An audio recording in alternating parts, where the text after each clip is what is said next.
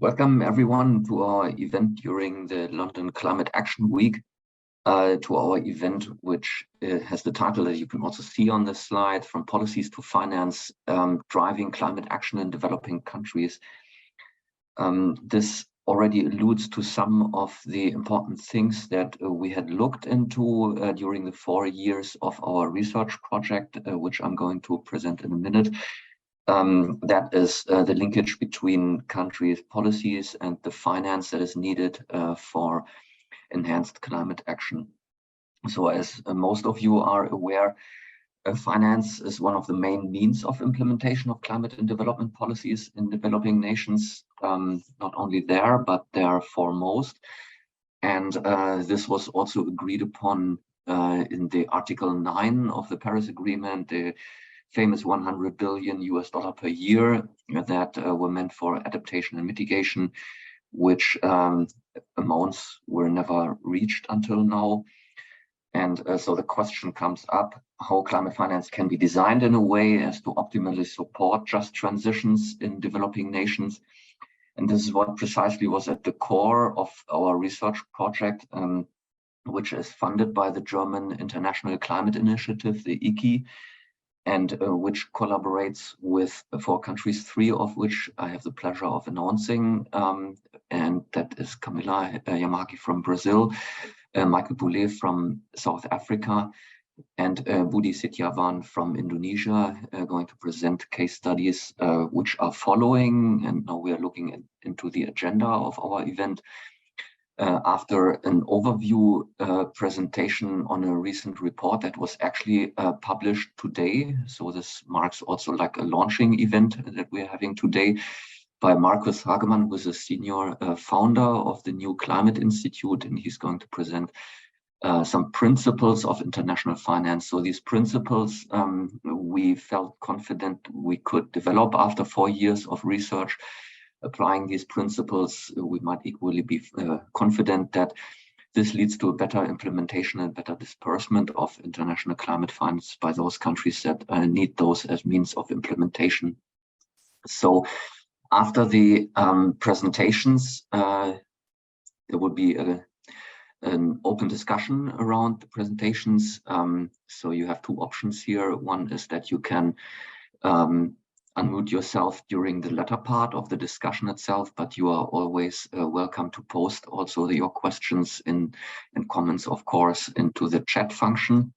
And some logistics notes before we really start. You might have noticed that we'll record this event, so also for a wider audience, and we hope that it's all right with you. And yeah, so at the end, I will also show a QR code, which you can then copy for your use and for accessing the report that Markus is going to present within the next 15 minutes. So I'm very happy that you are also participating. And Markus, I'm handing over to you. The floor is yours.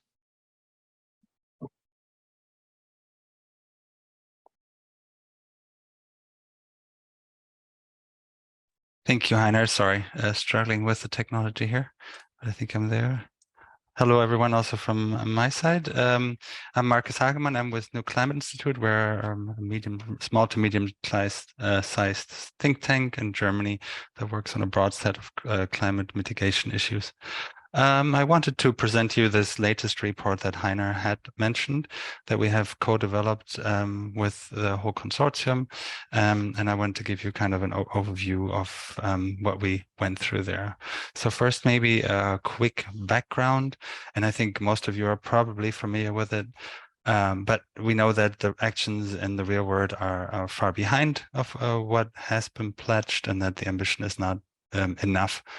And that you can see on the right-hand side what it looks like for climate action. If you take a closer look at the climate action tracker analysis, you'll see that current policies will get us to a much higher level of action than actually some of, when you add up some of the announced long-term pledges that countries have submitted. So countries have developed visions that would get us a lot closer to where we need to go.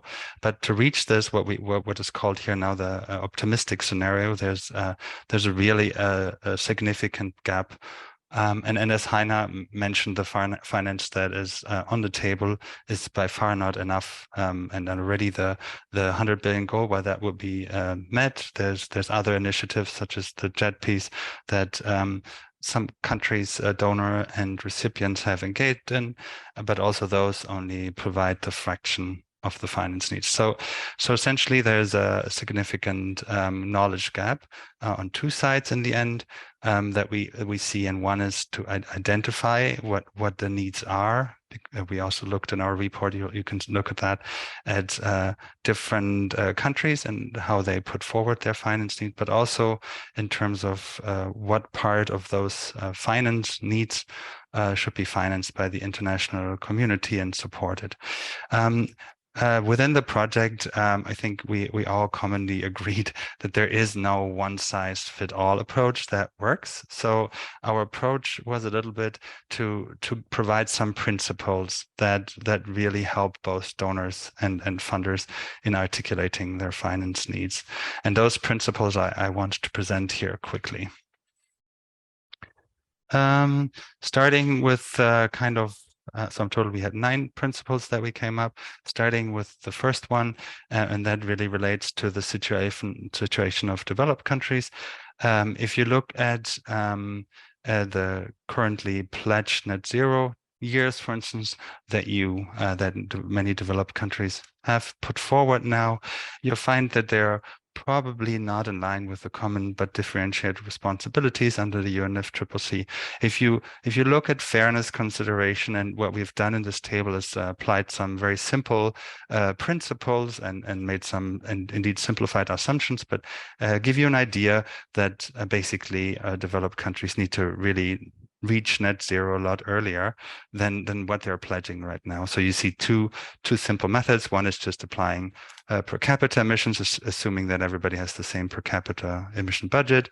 And another one is more complicated, relying on historical responsibility. But in any case, countries would have to decarbonize a lot earlier. The problem is with that, obviously, and that's partially why you don't see it in a lot of the discourses, that it becomes difficult not to reach such timelines, especially as isn't the case here with historical responsibility. Those are in the past. But what we think still needs to happen is that, and so that we still reach our ambitious goals under the Paris Agreement, that developed countries should improve their domestic targets. And with that also, and having in mind that they will probably not be able to improve it far enough to reach to what could be considered a fair, so to say, provide additional climate support for developing countries. And so that is our first principle, really looking at the situation in developed countries. Second principle that we see is that it really makes sense, not just from a fairness or from other perspective, to really start early on with investments in all countries. And there's several reasons that we see. I think the IPCC latest IPCC studies has shown again that if we delay investments, then the pathways within these, for instance, the NDC pathways, will lead to increased marginal costs. And there are several reasons for it. An important one is that we're obviously still investing in a lot of assets that will need to take offline before the end of their lifetime, so they need to sunk investments. But there's also other aspects, such as that even though technologies are often global goods, they require significant learning in the local context. And the earlier we started, the cheaper we can make this transition. So it's really our second principle: start early, and then that can reduce our overall investment cost. A third one is kind of zooming into how we can best, we think one can best understand finance needs. And in that sense, it really helps to look at the sectoral level and understand the transitions that are needed in each sector, and thus making it more tangible what the transition actually means. So we really think taking this bottom-up perspective could be beneficial to defining good finance needs. But having said that, we need to always keep in mind that in the end we need to be aware of synergies, and that looking at the national level, so aggregating these sectoral pathways to avoid silos and also to avoid a misbalance of finance distribution across sectors, it is really important to then look again and aggregate these back up to the national level. But looking at the sectoral level can really help define concrete and very close to reality finance needs. A fourth principle is kind of the flip coin, or well, actually it's something that we're already observing, that many developing countries are embarking on very ambitious net zero targets. So there's a set of countries that have put forward also a net zero target for 2050, 60 or 70, and basically is also what is needed if we consider the limited space that we have and the global situation. So we would really encourage developed countries also to embark on just transition pathways and really indicate what support needs, and that's what the graph is kind of showing, they need to really reach these highest possible ambition pathway. Obviously, these pathways, also what the graph is suggesting, will not be reachable for many countries with their own resources, but require significant finance need. But these should be, in an ideal case, articulated well so that other countries can better understand what is needed in each country's situation. Fifth principle, and I think that's an important one, is that always, in any case, national policies should be the starting point for defining finance need, and just connecting international finance to what is there already, to the existing priorities in the country, and to connect to that and scale those up will lead to the best impact and the most sustainable impact, because they will be grounded in the national realities. Currently, there is some of this already. The net zero target, as I mentioned earlier, are often already aiming towards high ambition levels, but the NDCs are often not connected. And one way of achieving this connection between this long-term transition needed and today's policies could be that we translate the net zero targets into pathways that also identify midterm targets and finance needs. And this could really ensure that we use the finance in an effective manner in each national context. Principle 6 that we have developed is really based around co-benefits, and that linking, and I mean, I'm referring here to co-benefits, but in reality, those are the actual impacts that policymakers aim for in many countries. So linking climate action to, for instance, SDGs and sustainable development priority will really be a driver for climate action, and not seeing them in isolation. For instance, a famous one is obviously job creation. Other ones are linked to air pollution, but linking the narratives that exist and the transition pathway to these co-benefits can really help create also buy-in and promote policy coherence. So that is our sixth principle. Our seventh principle links very much to how finance is flowing and basically overcoming some of the problems that we have with current finance structures, and the need for more innovative finance mechanism in that sense. And there are some very complex obstacles, and a lot of them relate to countries, especially low-income countries, having already high debt distress, and many of the financing options potentially adding to this distress, and that can be really that can really damage the debt trajectory, and in that sense, really there's a need for to develop financial mechanisms that can crowd in the investments and are at the same time responsive to the macro and economic challenges. And we see these already being developed in different situations. There's talk around debt for climate swaps, or some of the results-based finance mechanism go in that direction. And basically the financial mechanism that we have today are often not fit for purpose, also given that there's a need to account more for where developing countries are coming from, and hence we think innovative ones could really help here. An eighth principle is that we should not just consider mitigation finance, obviously, in isolation from adaptation finance, but that there needs to be a balanced funding strategy.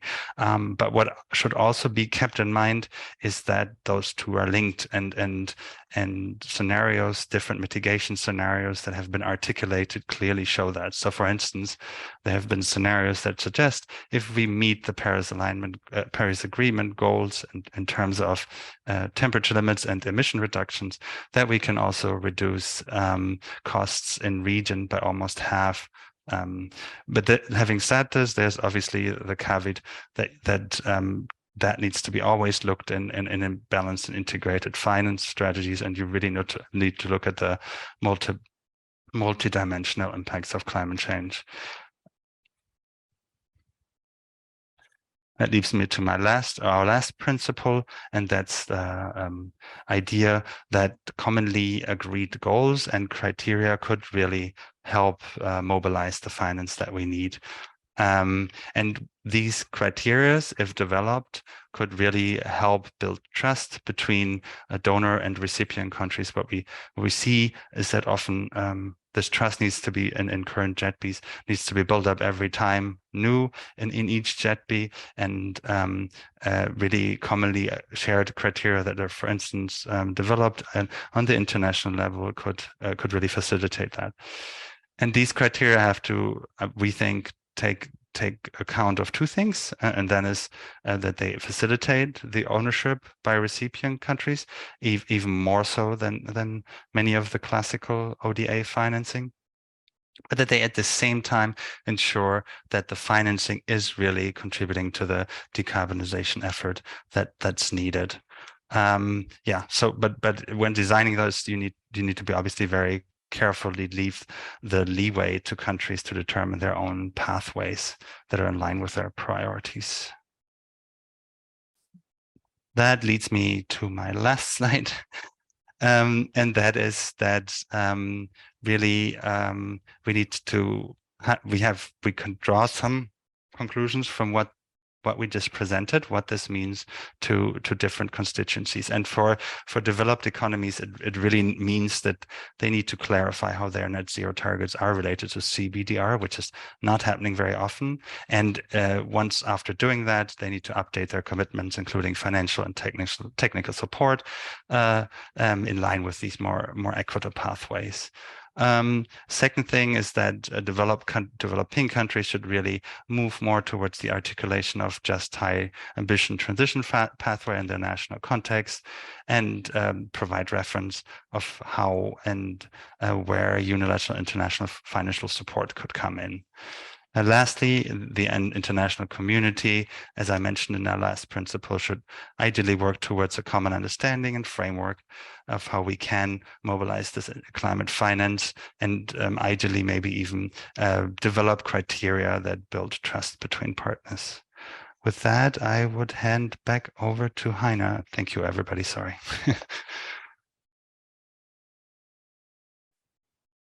Thank you very much, Markus, for the comprehensive yet concise overview presentation on these principles for international climate finance. And I think that you showed us this full range of principles, which for one side is connected to the donor or funder recipient relationships, and which calls in question, whether the current institutional arrangements on basis of which these institutions function, such as the or the ODA, official development assistance organizations that are implementing this climate finance, whether they will adjust their practices according to principles such as these, and I recap briefly before we are moving on to the country case studies, that obviously there are two dimensions here. One is the CBDR principle, as you mentioned, that it's the industrialized world who has to take the lead in mitigation action ambition, and but that needs to be followed then by Global South, or the famous non-Annex 1 country group, and that we need to look into the country and sector-specific situation of policies that should be kind of like the guiding light here to develop these financial support packages. And thanking you again very much. I'm looking forward to questions to this report.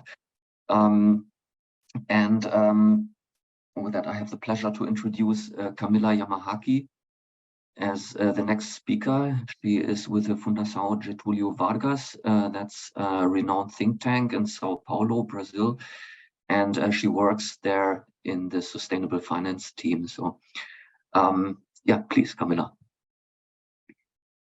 Hi, everyone. Well, good morning from Brazil.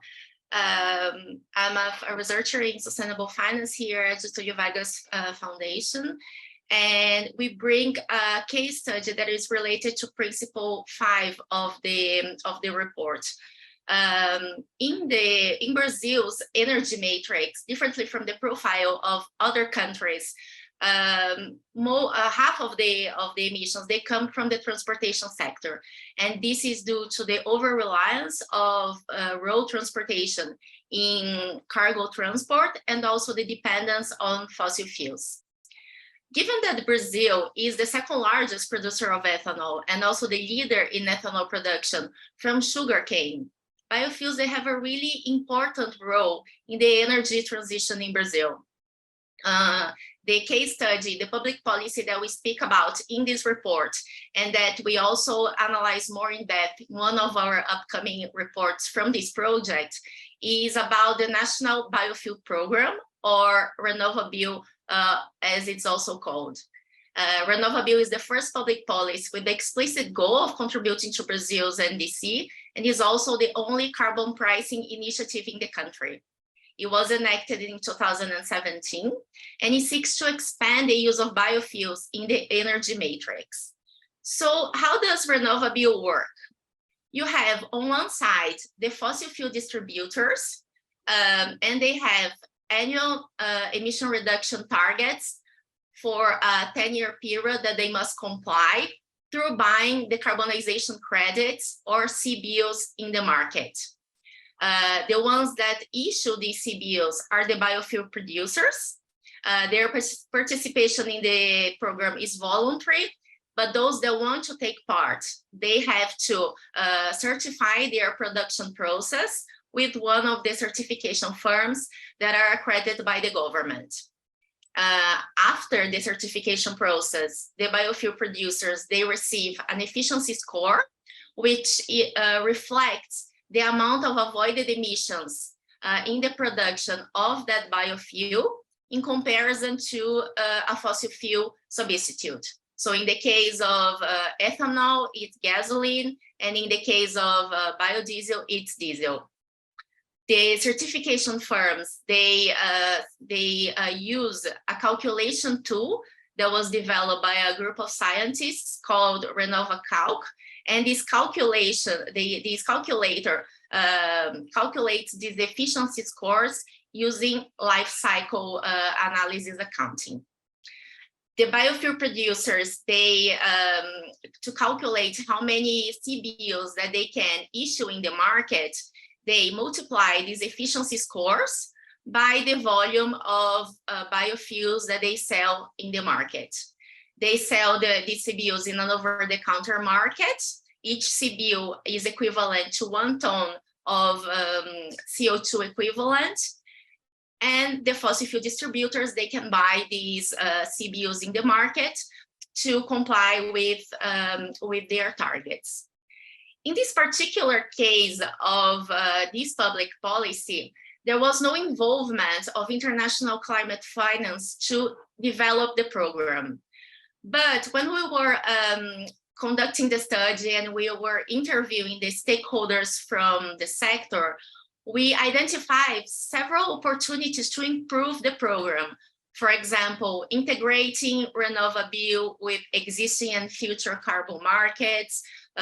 There's a discussion about with the new government in Brazil to develop a carbon market in the country. Opportunities to develop price stability mechanisms for CBIO, as there is already one in the California market. Also to include other biofuels as part of the program, and other opportunities. So we believe that there's an opportunity for ICF and for international partners to further improve, to helping further improve this program, particularly through technical assistance. The identification of these different opportunities for improvement will be highlighted in one of the reports that we're going to present and publish in August as part of this project. And so I'm available for any comments or questions that you may have. Thank you.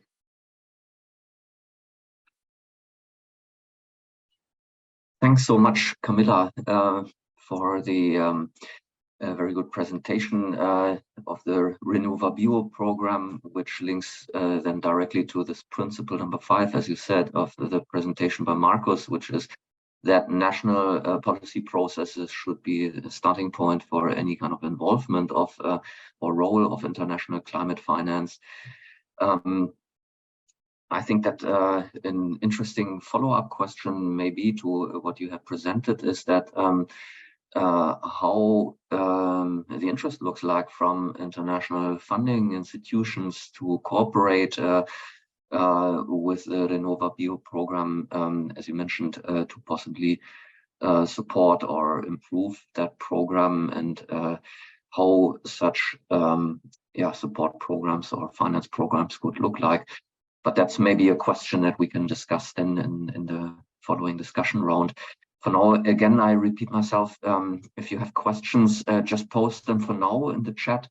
Later on, when we are in the discussion round, we can directly discuss them, and you can unmute yourself. So thanks again, Camilla. Now moving over to Budi Setiawan. I know him personally since many years during joint work times in Indonesia, and Budi is a senior researcher and as part of the climate policy team of the Institut Teknologi Bandung, which is the most renowned university of Indonesia. Thank you very much, Budi, and the floor is yours. Yes, thank you, Heiner. So I will present the international finance need in Indonesia related to the principle 6 from what Marcus is already mentioned. So this starting from the how the final landscape in Indonesia. Yeah. We look at the implementation of climate finance, climate change and action and plan since 2015 until 2019, for example. Indonesia already disbursed around 55 billion, yeah, based on the data from National Development Planning. And the detailed data is come from the Ministry of Finance that record the increase in amount budget allocation on mitigation from 10.50 billion in 2017 to 14 billion in 2018. That means this case, Indonesia tries to achieve the NDC target as soon as possible. In other side, also Ministry of Finance recorded that on the adaptation, Indonesia already it's less than, if we compare to mitigation for the adaptation, finance is still lower than the mitigation. This is the landscape finance in Indonesia. If we look at the international support, we can divide from the multilateral and bilateral, like GCF, PEF, World Bank, Adaptation Fund, or other financial, like Norway or Germany, Japan, US, and other countries. It includes loan and grant. We got about the 1,200 million since 2015 2017. This is what we received. So if we compare with the overall climate finance in Indonesia, mostly still on the state budget. That means from Indonesian government side. And then the question is, what the financial need in Indonesia? Projection need based on we have 3 documents that we already always updated due to the requirement from the SNAPFI. For example, in the second biennial update report in 2018, we need around 250 billion. And then when we update the third biennial update report, we need around 280 billion in conditional, because in this target we have two commitment. That means we use set budget, and then if we have we call the conditional, and then we have the unconditional if we got support from the international finance. And the clear financial need is we put on the NDC roadmap. The amount is 300. That means increasing with before. But of course, the study constrained to the final access need. Like we still compare between mitigation, adaptation, and then that affordability, reliability, and different perception of stakeholder and NDC financing. Like how we can spread between mitigation and adaptation. And based on that, how Indonesia manage the climate finance. As I mentioned before, that Indonesian government try to look at the how really our disbursement related to the state budget. So we're starting from we call the climate budgeting system that's developed by Ministry of Finance, and then extension to the Ministry of Development Planning. The result of 2015, we identifying the activities in our budget with this candidate permitted development result. That means our finance is already support our target. And based on this condition, so now we already know what we need and how we can do, and then how we can accept the fine for international. So in 2018, Indonesian government launching the Green Bond and Green Sukuk framework in the effort to try to tapping more budget from the international finance. That means it's investment, as Marcus mentioned before. But we know that there are several platforms. So then in 2021, Indonesia launched the new framework we call the SDGs Government Securities Framework. This framework is integrating between climate, as we mentioned before, in the Green Bond and Green Sukuk framework, and then related to the SDGs. So now the current, we just, for example, this year, we just launched the samurai bond that are related to the blue carbon also, and also of course, SDGs. And how are we managing the climate finance related to the co-benefit? For example, in some project, we development and management of transportation in infrastructure in the supporting facilities. So that means this project can improve the public transportation access, enhance regional connectivity, security by providing alternative to already heavily burdened roads. When we make the report of this finance, we can ask that the potential benefit from this project is emission reduction due to the climate change, and also to achieve the SDGs target 8, 9, 11, and 13. And although we didn't say directly that this project is for benefit, but we can show that this project can give the impact in 3 aspects: mitigation to avoid emission reduction, social and SDGs impact, as I mentioned before, adaptation, and others. Yeah. There are several examples from the co-benefits, like the generation and emission energy from the research and development and so on. And also this project can further reduce GHG emission, create more resilient through economic diversification, and increase the project value. Yeah, I think that's for us from Indonesia side. Thank you. Back to Hannah. Thank you very much, Pak Budi. I think it's quite impressive, the amount of finance that is needed. That is the thing that struck me really in this presentation, and that it's even going upwards, the estimates that you need in the case of Indonesia, between the estimates of 2018 and then several billion US dollars higher in the year 2021.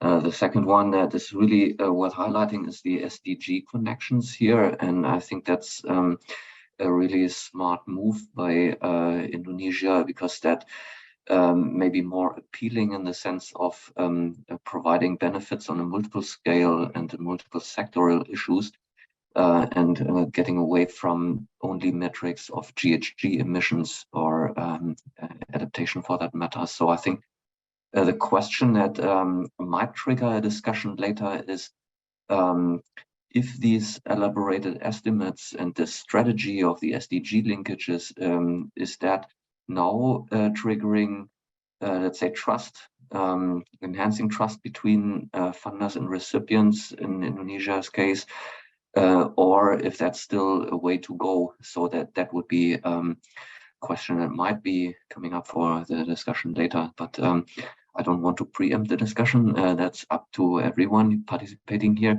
So thanks again, Pak Budi. Now moving over to the last country case study from South Africa by Michael Boule.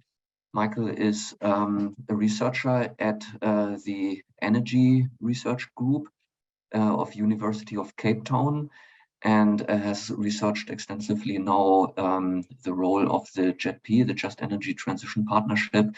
But in this presentation, he's going to present us a case study that might link up to one of the principles, and I'm looking forward to learn which one. Michael, looking forward to your presentation. Thank you.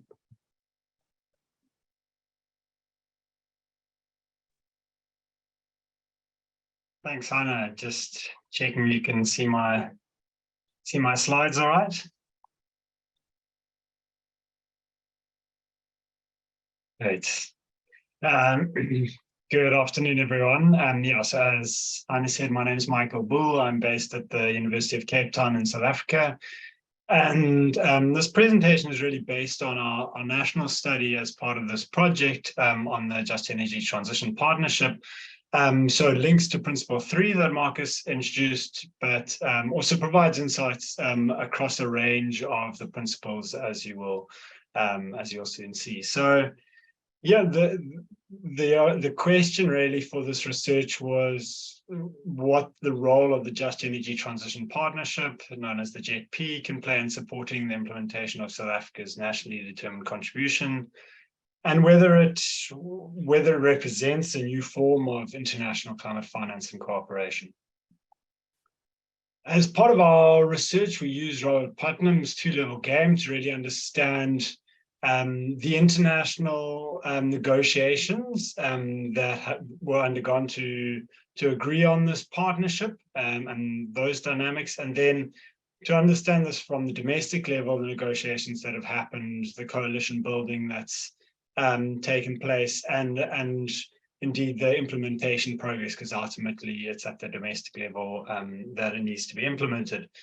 So really understanding the JETP then as a product, or what is possible between this interaction between the international level and the domestic level, and we've isolated a number of features that are shaping that interaction, some of which I'll touch on in the following slides.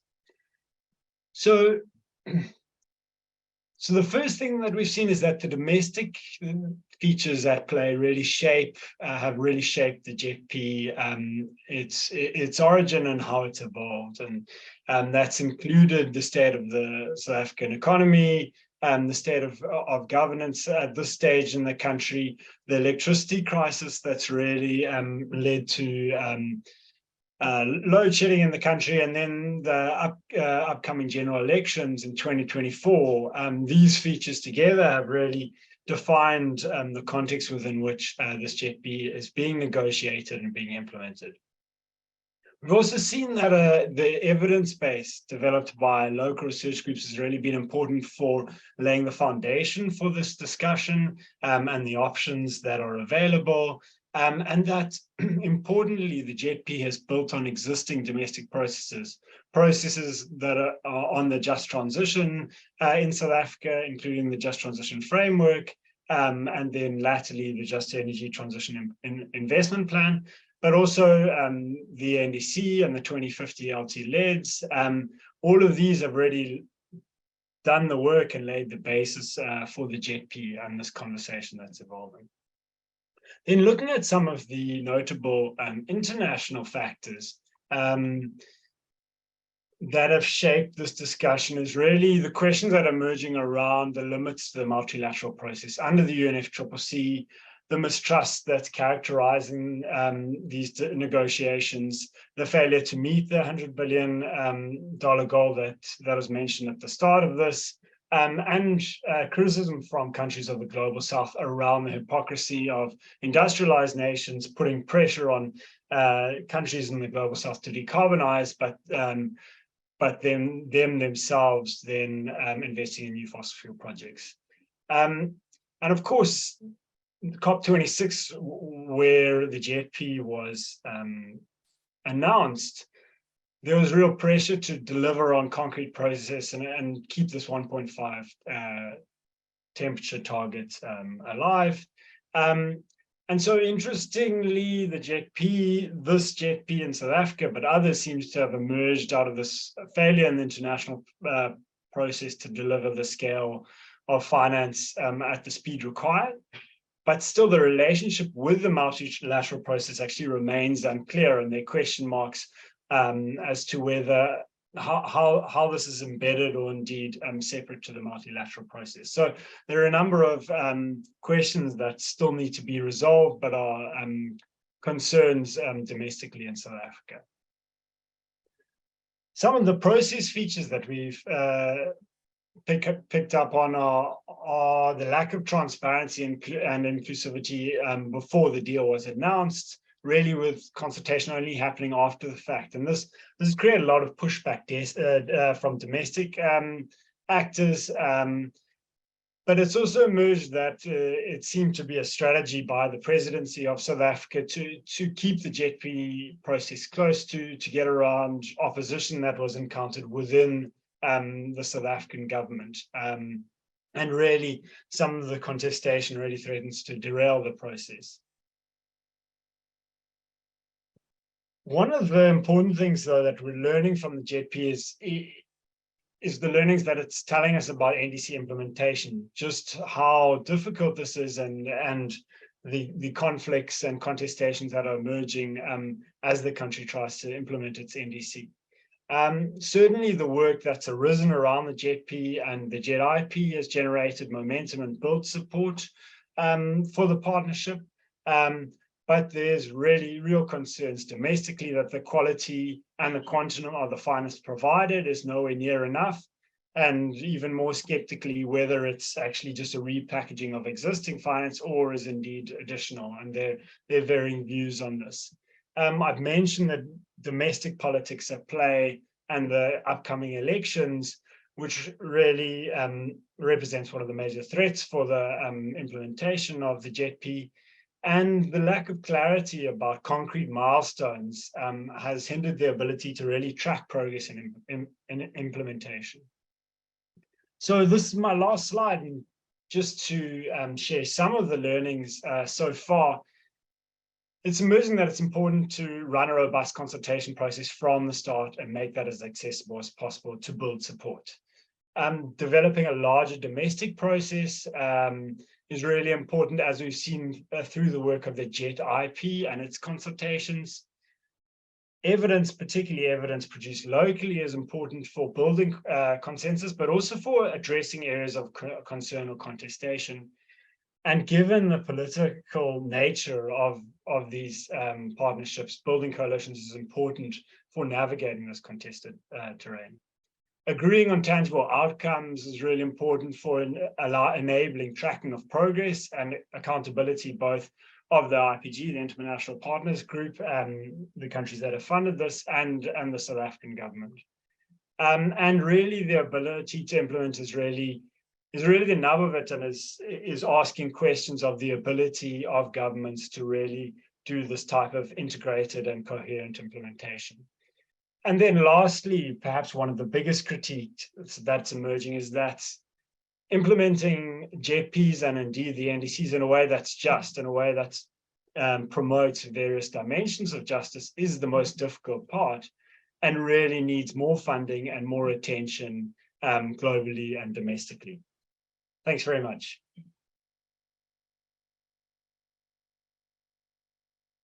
Thank you so much, Michael. It was particularly interesting for me to learn about the results of your findings from the study, because I was last year visiting the University of Cape Town team. So when the JETP was, let's say, in full swing of preparation, and it's interesting that you were analyzing some of the lessons learned, or worked out some of the lessons learned thus far. And I think that it connects back to Marcus' presentation in two ways, at least. I think one is the need to take a sectoral focus, I think, because I think that this then allowing to focus also on the sectoral, let's say, technology, the expertise that is needed for a given sector, etc. But I think it also highlights or underpins the importance of other principles that Marcus mentioned. One is, for example, the need for innovative finance mechanisms. And I think that if your analysis points out that there are several process shortcomings, I think, where things could be improved in terms of, let's say, making the whole process a little bit more widely legitimized, so that it moves away from, let's say, small rounds of discussions and negotiations between funders and recipients, because these are processes of a society-wide and if not global importance. And I think that the group of stakeholders that are involved needs to be enlarged. And the political magnitude you also highlighted, and I think that also that putting all that into the mix is also, let's say, a good case to illustrate the need for innovative finance and instruments. It's not only about delivery of finance per se and the amount of this is the amount of finance that we need, but also about the modalities that are deployed for the delivery. So I think that's a very interesting case study. So I'd like to summarize within a short time until we are moving over to your questions, and reminding the audience, the participants, again, just feel free to post in the chat column, or wait a few minutes longer until you can directly pose your questions for the discussions. So yeah, just briefly recapping. So we heard from Marcus about the 9 principles for the delivery or design of international climate finance. such as to close this investment gap towards the global net zero targets, which probably has to move in different speeds and different, let's say, ambition trajectories. But ultimately, both countries that are probably still characterized by the CBDR principles, they need to be on track to for the net zero targets. And then we can speak about what sectors to prioritize, how to balance between mitigation and adaptation, and how to get to the detailed looks into the sectoral specificities and national policy process. There should be the starting point for the delivery of finance. And yeah, then we heard about 3 case studies. First one was Camilla Yamahaki presenting about the Renova Bio program that highlights impressively the starting point of national policy processes, where a national government has introduced a finance, a carbon trading mechanism that works on national level, and that might imply international collaboration in the sense of inviting international actors to work on this Renova Bio program to improve it in the future. Moving over then to Pabudi, who presented us latest estimates of climate finance needs, also highlighting the linkages with the SDGs, which is innovative.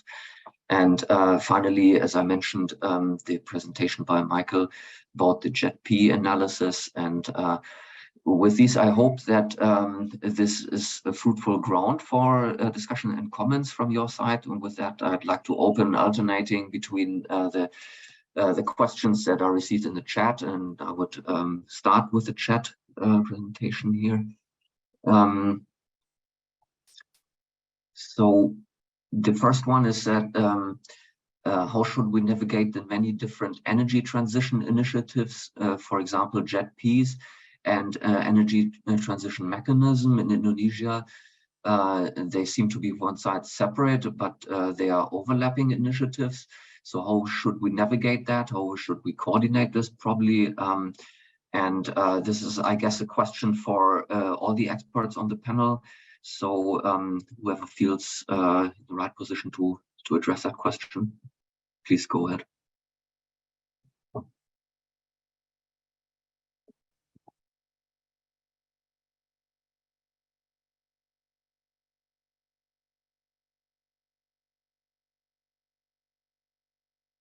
I can give it a start. I mean, from what we had said, I think what helps is to connect initiatives back to the national policies, and in particular also to let's say the net zero plans that countries are working on.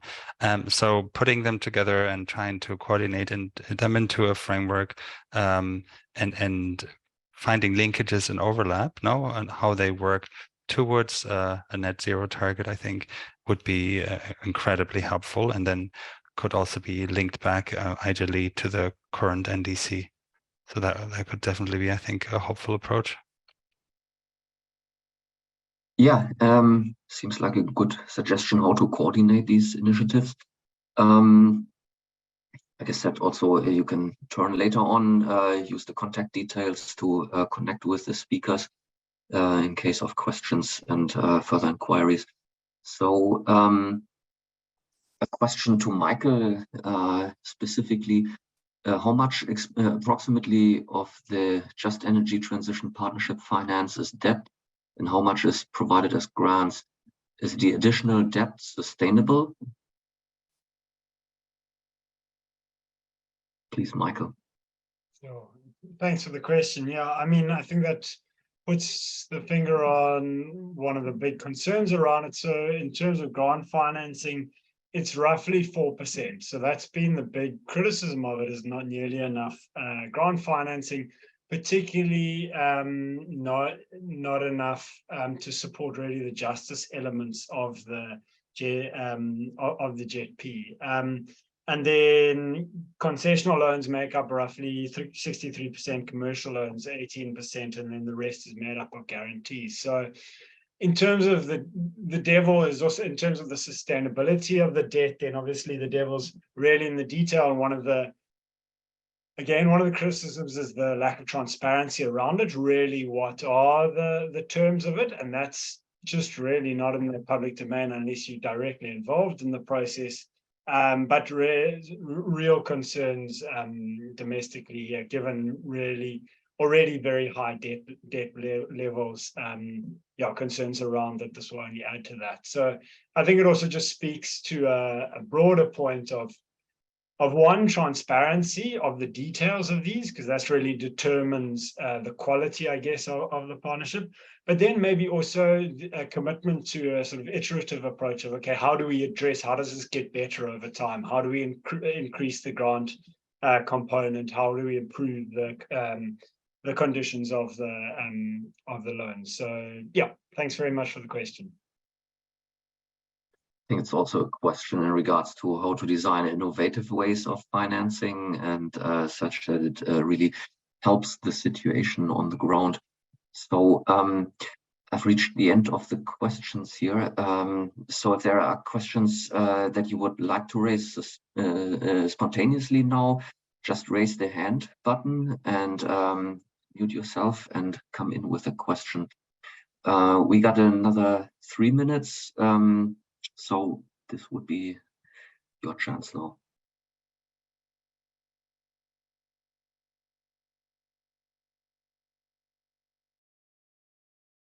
That doesn't seem to be the case. Then I'd like to begin the wrap up of the event by showing also this QR code that I'm seeing now.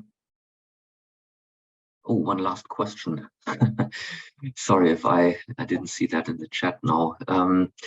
So there is the question that goes back to what you explained, Michael, that 66% of the finance were commercial loans, 4% grants, and the rest are guarantees. What are the guarantees? If you are in a position to answer that, that would be great.